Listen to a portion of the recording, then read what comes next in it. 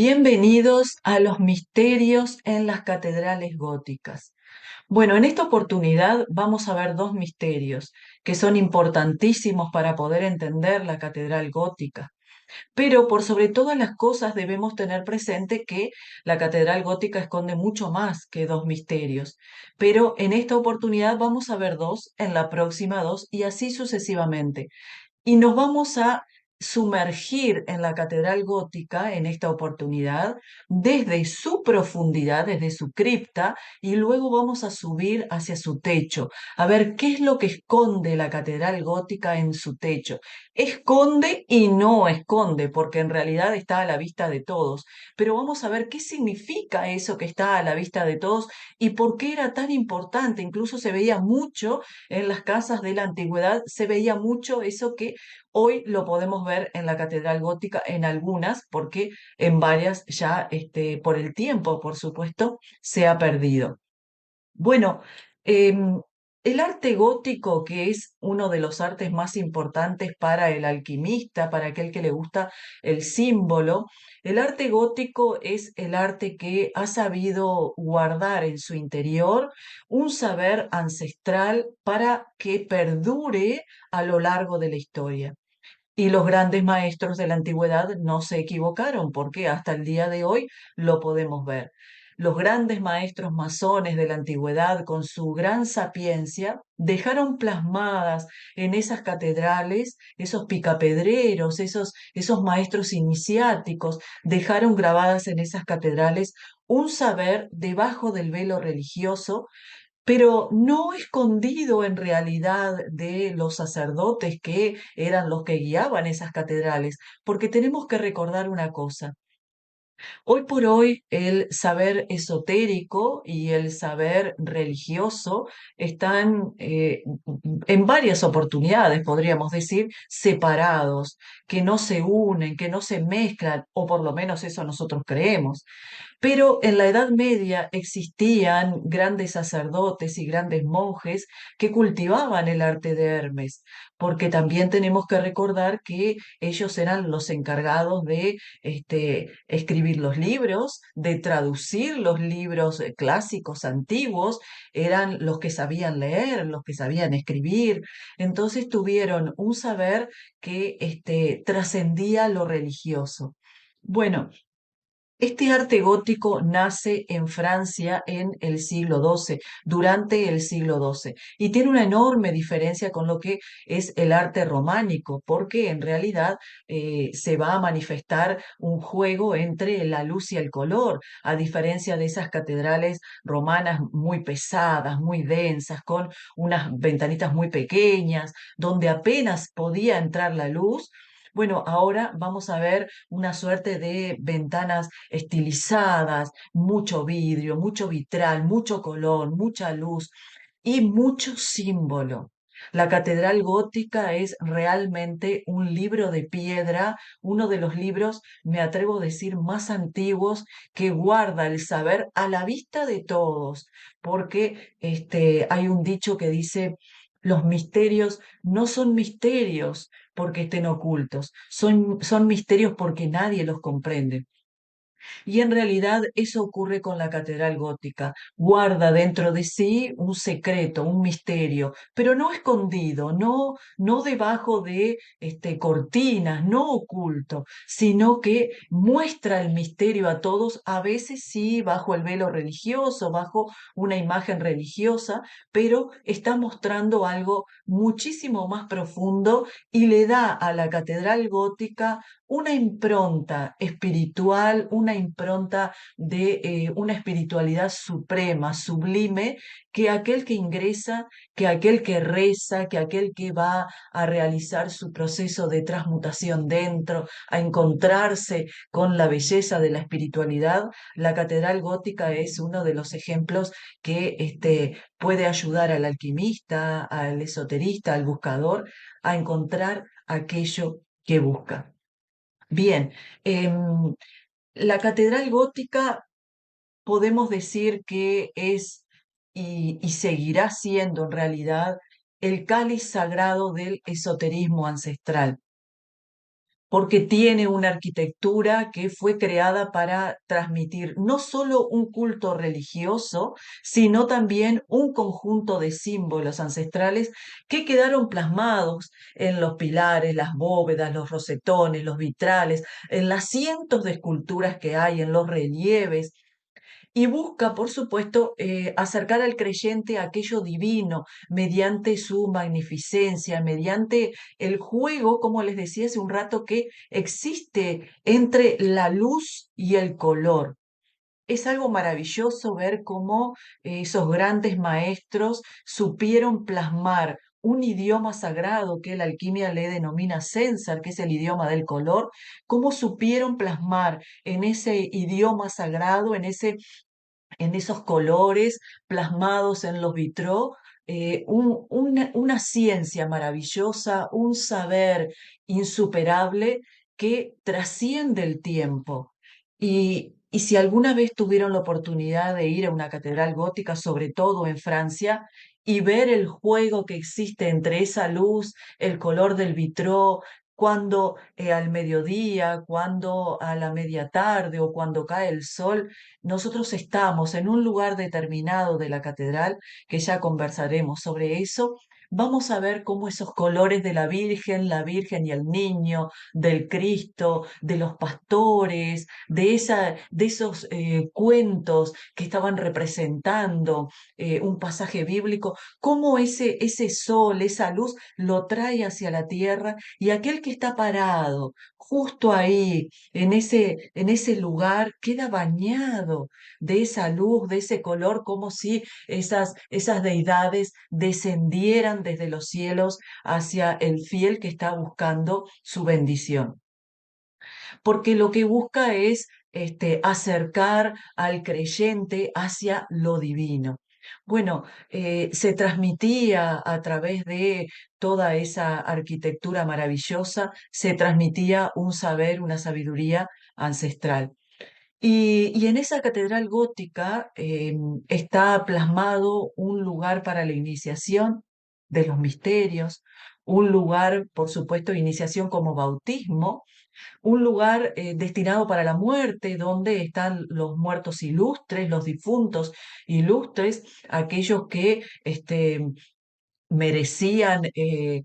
como héroes de una ciudad determinada, merecían estar en un lugar santo, que también hacen una suerte de vínculo entre el creyente y la divinidad, le lleva a la divinidad los pedidos del creyente,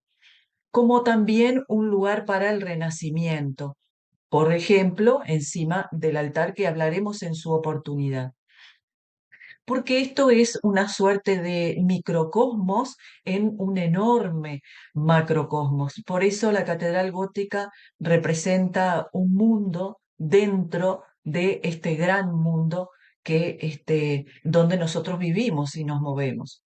Bueno, fueron creadas y custodiadas por grandes hermandades de constructores, de maestros constructores, maestros masones, que transmitían un conocimiento antiguo que había sido recibido del antiguo Egipto. Y bueno, esta catedral gótica es realmente un libro de piedra que guarda el conocimiento de la humanidad. Y estos maestros antiguos dejaron como legado para todos nosotros un saber que hasta el día de hoy saluda al alquimista, al estudioso, al esoterista, lo saluda cuando ingresa dentro de este lugar maravilloso y puede absorber su espiritualidad, absorber ese conocimiento, conocimiento que a veces está debajo, oculto, quizás debajo del velo religioso, pero no por estar oculto debajo del velo religioso es menos importante, al contrario, adquieren una importancia para el alquimista que le da una calidad y una sutileza que trasciende en realidad el tiempo. Vamos a encargarnos de estudiar dos misterios importantísimos, que son dos misterios en realidad esenciales para poder comenzar a entender la catedral gótica, porque guarda muchos misterios, pero en esta oportunidad vamos a ver dos. Considero que para poder empezar a estudiar la catedral gótica desde lo alquímico, desde lo esotérico y quitarle el velo maravilloso que guarda, tenemos que empezar desde sus profundidades, desde su cripta y luego subir hacia su techo, donde ahí nos encontramos con la veleta. Así que vamos a encontrarnos con dos enigmas importantísimos. Uno es la pila bautismal o la fuente bautismal, donde antiguamente estaba esa Virgen Negra con su hijo color carbón en brazos. Y luego en la cima vamos a hablar sobre la veleta. ¿Qué significa la veleta? ¿Por qué era tan importante en la antigüedad? ¿Y por qué tantas casas luego replicaban esa veleta? Supuesto que hoy por hoy nosotros podemos ver en nuestro pleno siglo XXI, podemos ver varias casas que tienen una veleta en su cima, que queda pintoresca, que queda agradable a la vista si se quiere, y no sé cuántas personas saben verdaderamente qué significa la veleta, cuál es el simbolismo que tiene la veleta que está encima de sus casas, que no es simplemente como una forma de señalar por dónde andan los vientos, sino que guarda un saber muy profundo que los sacerdotes sabían, porque estos sacerdotes de la antigüedad sabían mucho sobre el culto esotérico, sobre la espiritualidad que manifestaban los grandes textos de la antigüedad, como los de Platón, por supuesto, porque los sacerdotes eran grandes estudiosos. Por supuesto, no todos, como ocurre siempre, pero la catedral gótica ha sabido guardar esos misterios que hasta el día de hoy los podemos encontrar. Bueno, aquí vemos unas imágenes donde vemos una cripta de la catedral, donde vemos una fuente bautismal, donde vemos una Virgen negra que tiene el orbe dorado en sus manos y un niño, su hijo, también señalando con sus dedos hacia arriba. También en la falda de su madre, también con un orbe en sus manos, con una piña en realidad en sus manos. Y luego vemos las imágenes de esta veleta con el gallo arriba y los puntos cardinales que están abajo. El gallo que está posado encima de a veces un orbe, a veces una flecha, pero no deja de perder su verdadero significado. Bueno, vamos a comenzar por las profundidades para poder entender un poco sobre esta catedral gótica, donde entraremos en más profundidad a medida que vayamos avanzando. Este es un tema que a mí particularmente me gusta muchísimo. He tenido la oportunidad, gracias al universo, he tenido la oportunidad de poder llevar grupos de estudiantes a recorrer catedrales góticas por toda Francia. Hemos recorrido más de 10 catedrales góticas por el interior de Francia, por toda Normandía, estudiando el simbolismo, y verdaderamente es algo que me ha dejado muy sorprendida y, y extasiada, creo que es la palabra, de ver la belleza que pudieron crear esos grandes maestros de la antigüedad y cómo el misterio, cómo la alquimia, cómo sigue hasta el día de hoy en esas bóvedas, en esas estatuas, en esos vitró, cómo hasta el día de hoy ellos tuvieron la sapiencia de poder crear esa belleza y dejarla plasmada para la posteridad. Bueno, la catedral gótica, el misterio de la catedral gótica empieza en la cripta. Es que todos los templos de la antigüedad estaban construidos con una cripta. La cripta o la parte subterránea es la parte más importante de todos los templos. Recordemos también que cuando llegan los conquistadores y se destruyen templos paganos, se construyen catedrales, catedrales encima de esos templos.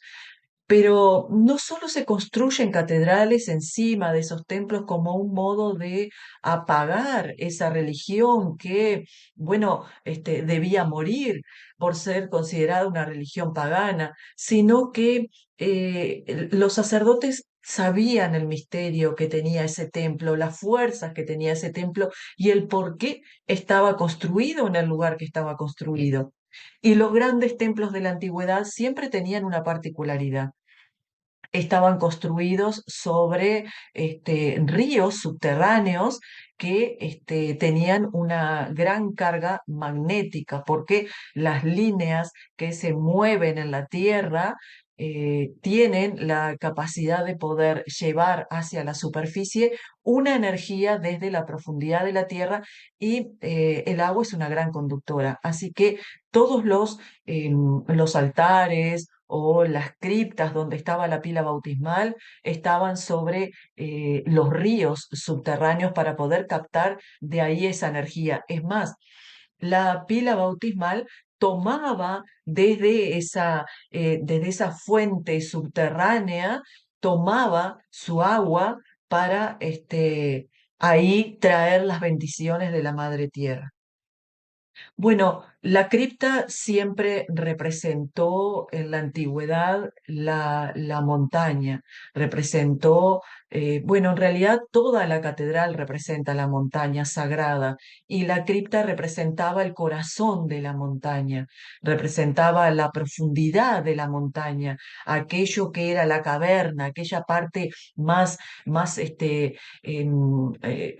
oscura, más profunda de la montaña, de donde estaban las divinidades que conectaban al hombre con la tierra, con el poder terrestre. Por eso la Virgen Negra estaba en la cripta de la catedral, porque la Virgen Negra es la representante para el alquimista de ese nigredo, de esa tierra negra, fértil, de esa tierra repleta de buenos nutrientes, la fuerza de la madre tierra, es esa materia prima que el alquimista tiene que limpiar para poder comenzar sus trabajos en esa tierra filosófica. Así que imaginen cómo esa Virgen Negra recibía a aquel que iba a ser iniciado en los misterios, aquel que iba a ser bautizado, porque el bautismo siempre se realizaba en esas criptas, en esas profundidades, en esas cavernas profundas que tenía esta montaña sagrada.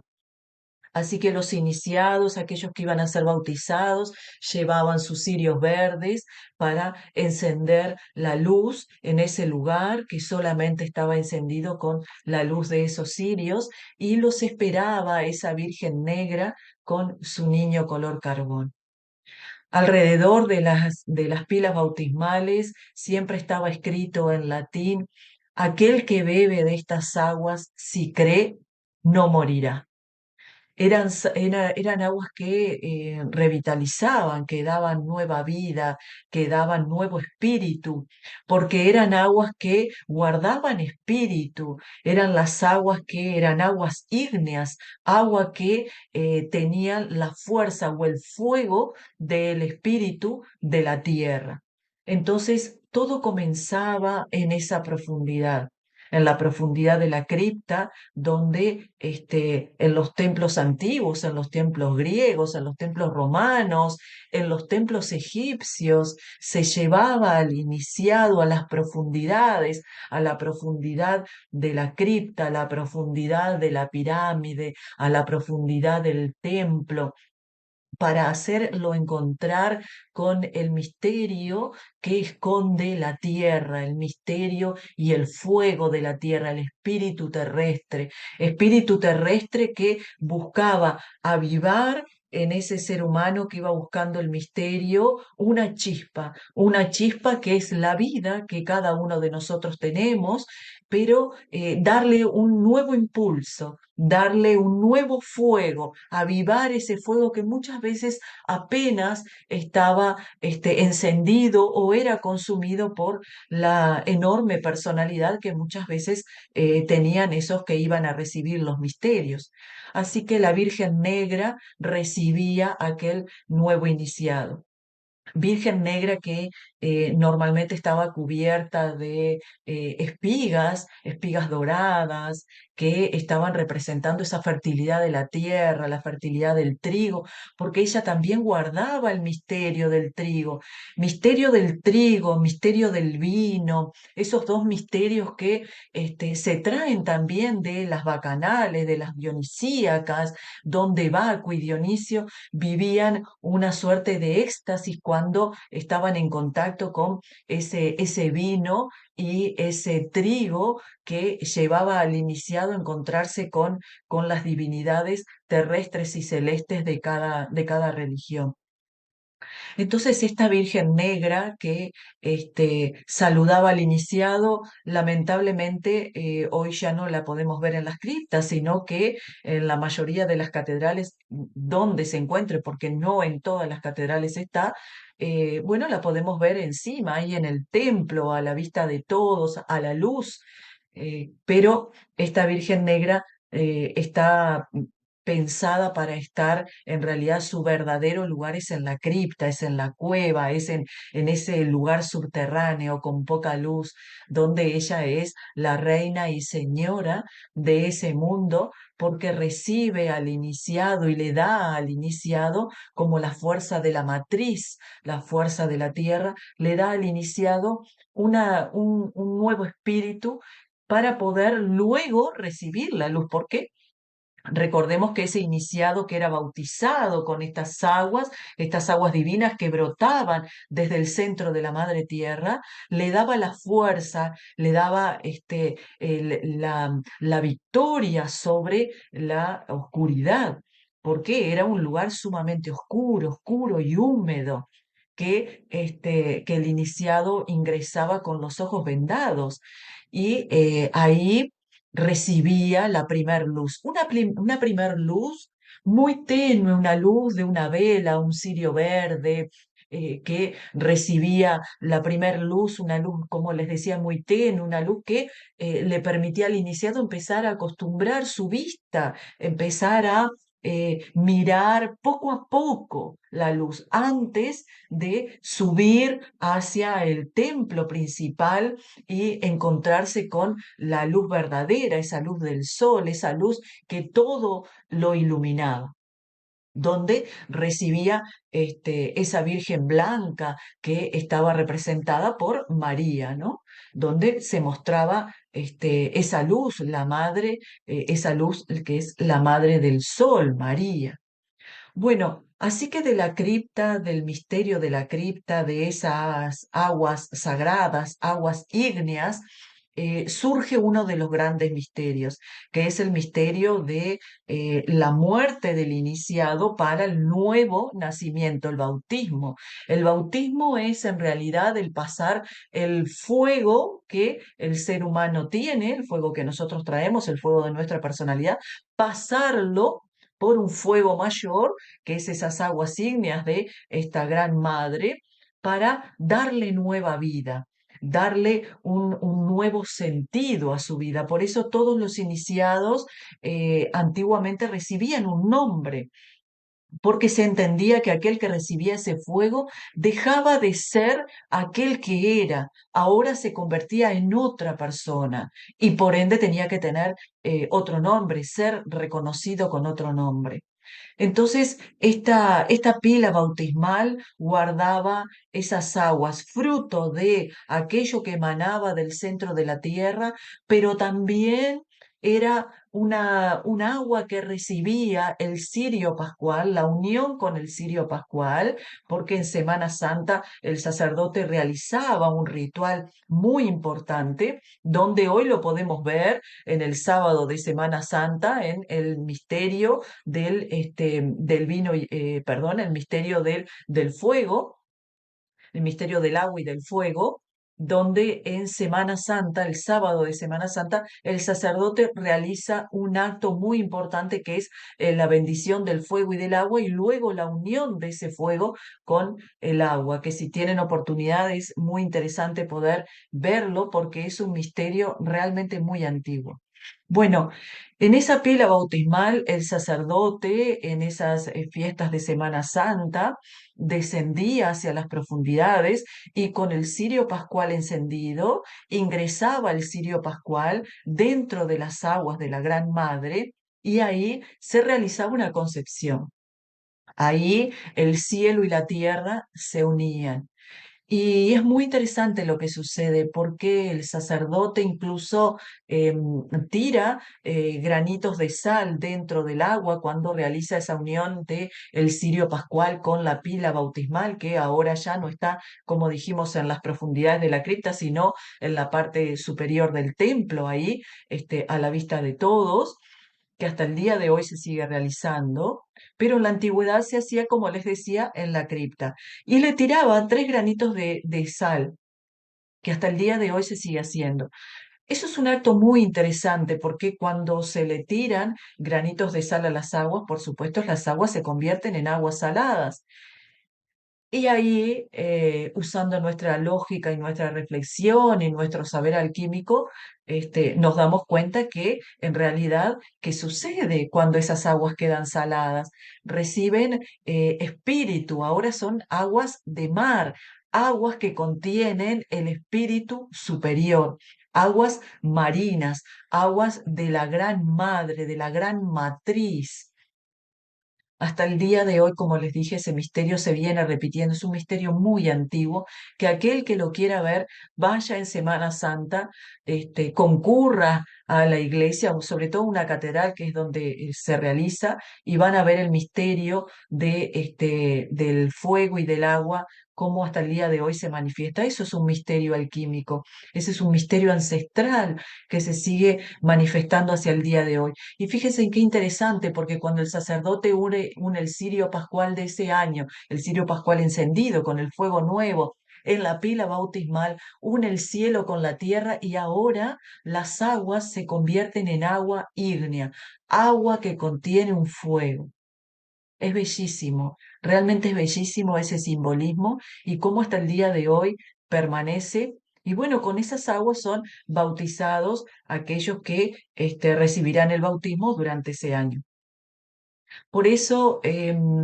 la catedral gótica y algunos misterios que se mantienen hasta nuestros días siguen manifestándose de la misma manera y están ahí a la vista de todos para poder ser apreciados y observarlo más allá de lo religioso, observarlo con ojos para la investigación, observarlo con eh, ojos que tienen que y que deben encontrarse con el misterio ancestral que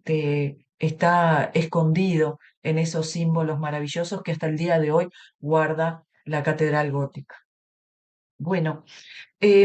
vamos ahora hacia la superficie. Estuvimos viendo las profundidades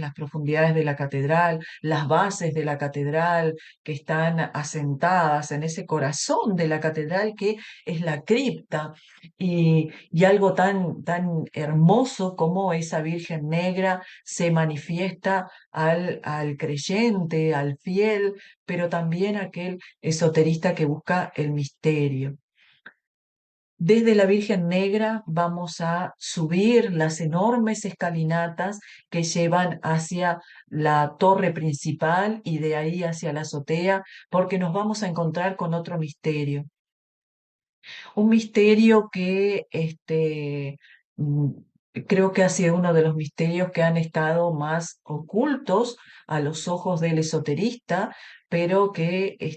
guarda un secreto y nos da la muestra de cómo estos sacerdotes de la antigüedad y estos grandes maestros, constructores de las catedrales, conocían sobre los espíritus, sobre la alquimia, sobre el poder de los vientos. Bueno,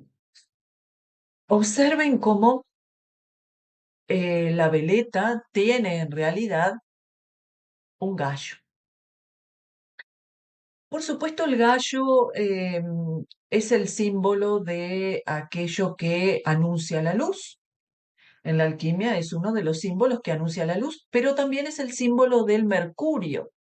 símbolo del dios Mercurio, aquel dios que tiene la capacidad de moverse entre los planos. Es un dios que tiene la capacidad de ir hacia el inframundo, ir hacia el mundo de los muertos y elevarse hacia el mundo de los dioses. Si nosotros lo vemos desde lo religioso, vemos un símbolo importante cuando Jesús le dice a Pedro que lo va a negar 3 veces cuando el gallo cante. Y vemos que hay también en la Iglesia Católica, sobre todo en Navidad, se hace una misa de gallo. Y es una misa que está anunciando esa natividad, está anunciando esa luz que viene, esa nueva luz salvadora que llega, ¿no?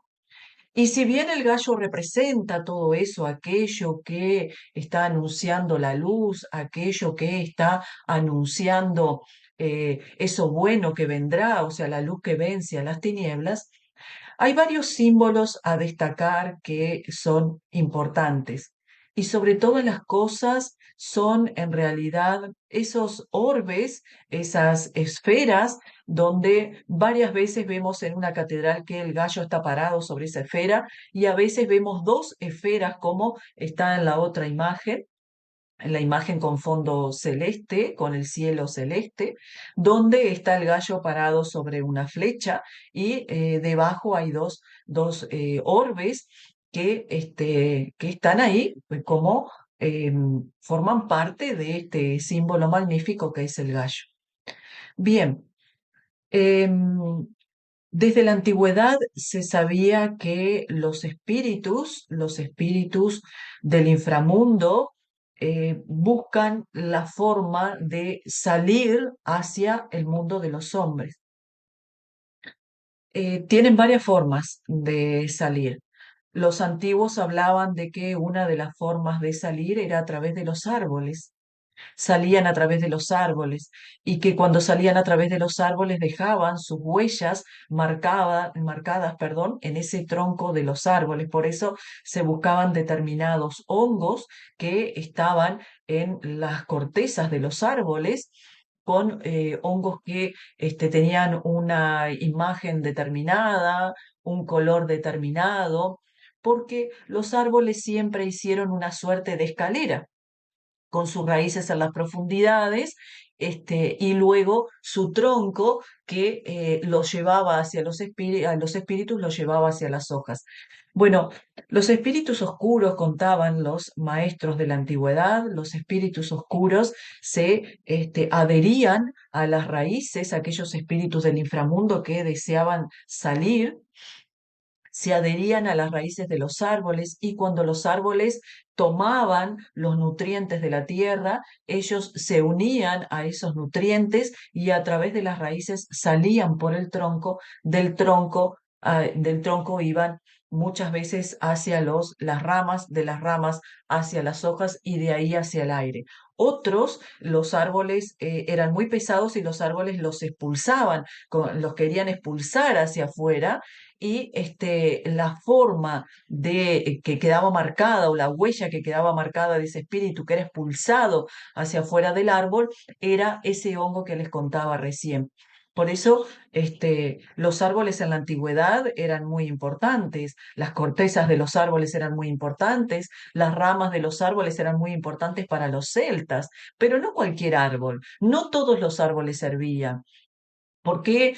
se elegían, por ejemplo, árboles como el roble, como la acacia? Porque en realidad se consideraban árboles sagrados, pero muchas veces nosotros decimos, bueno, se consideraba árbol sagrado porque en realidad representaba tal o cual divinidad. O en el caso del roble, su madera tan fiel, tan dura, ¿no? Servía para diferentes fines, pero en realidad va mucho más allá de lo práctico. En realidad ellos se dieron cuenta de que esos espíritus oscuros elegían determinados árboles por la fuerza que esos árboles de empuje, la fuerza de empuje de la tierra que esos árboles tenían, los elegían. Y se sabía, desde la antigüedad se sabe que El alquimista sabe que no todas las plantas sirven, no todas las plantas de romero sirven. Si nosotros caminamos, por ejemplo, por un campo y vemos determinadas plantas, vemos, supongamos que encontramos una lavanda, encontramos un romero, encontramos un árbol dracenadrago, eh, encontramos, bueno, diferentes plantas que pueden ser útiles para el alquimista, para el esoterista. Y si es hábil, si tiene su corazón, sí, por supuesto, y su ojo entrenado, observará que no es lo mismo un romero que otro, una lavanda que otro, un árbol que otro, una rama que otra, porque hay ramas que recibieron espíritus y hay ramas que nunca han recibido un espíritu. Y si uno quiere trabajar una planta para sanar, para hacer alguna práctica alquímica, debe elegir aquella planta que no haya recibido un espíritu, porque en realidad en la antigüedad los brujos, aquellos que utilizaban las artes oscuras, iban en búsqueda de eso. Iban en búsqueda de árboles, de plantas que hayan podido ser el canal de algún espíritu oscuro que vino del inframundo, porque entonces esa rama, ese árbol, quedaba cargada con la fuerza de ese espíritu, quedaba cargada con la impronta de ese espíritu, y entonces cuando se utilizaba esa rama, se utilizaba esa planta, ese árbol, eso atraía al espíritu oscuro que había salido por ahí y podían trabajar con él. Entonces hay que tener un ojo muy, muy atento cuando uno, sobre todo, elige plantas o árboles que puede utilizar sus hojas, pero observando bien, sobre todo su tronco, que ahí es donde está marcado. Bueno, esos espíritus oscuros, para poder salir de la tierra y engañar a las fuerzas que los tenían custodiados, se acercaban a las raíces de los árboles. Desde ahí, cuando el árbol tomaba, como les decía, los nutrientes de la tierra, ellos eran expulsados hacia arriba, eran expulsados hacia el tronco, el árbol los sacaba hacia afuera, o ellos continuaban subiendo hacia las ramas y hacia las hojas y hacia los frutos, por supuesto. Bueno, ¿qué pasaba cuando llegaban a las ramas, a las hojas, a los frutos? ¿Qué pasaba? Bueno, se liberaban, seguían y así se liberaban hacia el aire, iban hacia el aire. Y cuando eran épocas en que, por cuestiones simplemente espirituales, había una liberación importante, como es, por ejemplo, en el famoso Halloween o el Día de Muertos, Día de Difuntos, donde esos espíritus tienen un empuje por la fuerza que está materializando la Tierra en ese momento, tienen un empuje hacia arriba, y esos espíritus se iban hacia el aire y provocaban grandes vientos. Esas enormes tempestades que eran provocadas por esos espíritus eran anunciadas por esas veletas que los sacerdotes ponían encima de las catedrales góticas. Cuando el viento empezaba, cuando esa veleta empezaba a moverse, le anunciaba al sacerdote que esos espíritus estaban cabalgando los vientos. ¿Y qué buscaban esos espíritus? Bueno, esos espíritus buscaban descender, descender en las personas, descender en los lugares. Entonces la veleta era una forma de avisarle, por eso el gallo el que anuncia la luz y el que espanta en realidad la oscuridad, era la forma de anunciarle al sacerdote o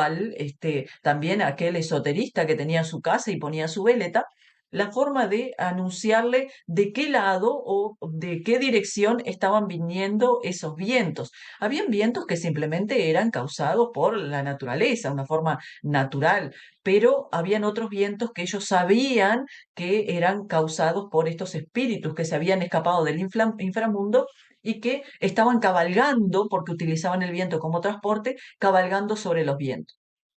Bueno, ¿qué sucedía ahí? Sucedía en realidad que el sacerdote sabía los misterios de determinados preparados, determinados polvos alquímicos, determinados preparados con inciensos, con plantas, con troncos, con ramas, con raíces. Y había determinados preparados que hacían una suerte de espantar a esos espíritus. Entonces ese orbe donde está parado el gallito, esos dos orbes donde nosotros vemos que está parado, porque la buena construcción es así con dos orbes, que está parado el gallito, el primer orbe, el orbe que está debajo del gallito, ese globo, ese pequeño globo que está debajo del gallito, guardaba en su interior una de esas preparaciones. Y esa preparación era la primer forma de atacar ese espíritu oscuro que venía hacia la catedral o que quería ingresar hacia la catedral. Así que primero estaba ese orbe que hacía el primer empuje de esos espíritus oscuros para que no ingresaran a la catedral. Recordemos que la catedral estaba normalmente llena de feligreses cuando se realizaban la liturgia, ¿no? Estaba llena de gente y esos espíritus iban a querer ingresar. Así que esos primeros polvos, esas primeras plantas que estaban dentro de ese orbe era el que expulsaba a los espíritus. Pero luego estaba otro orbe debajo que hacía como de ayuda para ese primero, para terminar de ser la fuerza de ataque de esos espíritus y que siguieran hacia adelante. Entonces, fíjense cómo la veleta se usaba desde la antigüedad para anunciarle al sacerdote, anunciarle al esoterista que los espíritus malignos estaban cabalgando el viento y que estaban viniendo de determinada dirección para poder estar atento. Y así que con esos preparados ellos expulsaban esos espíritus que luego iban a tener que volver a tierra. Algunos, otros podrían escaparse y quedarse simplemente entre los árboles. Bueno, hemos transitado por dos misterios importantes de la catedral. Uno es el misterio de las aguas de la Virgen Negra, del misterio del bautismo, y otro es el misterio de cómo se expulsaba a esos espíritus que normalmente cabalgaban los vientos en esa fecha de Halloween, que le decimos nosotros, o el Día de los Difuntos, el Día de los Muertos, que se les permitía cabalgar en esos vientos y traer las maldiciones, traer las tristezas, las tempestades a la humanidad. Bueno, les mando un abrazo grande, espero que les haya gustado nuestra charla. Si tienen algún comentario, por supuesto pueden compartirlo. Y bueno, les agradezco, como siempre, estar ahí del otro lado, escuchando, porque para mí es una gran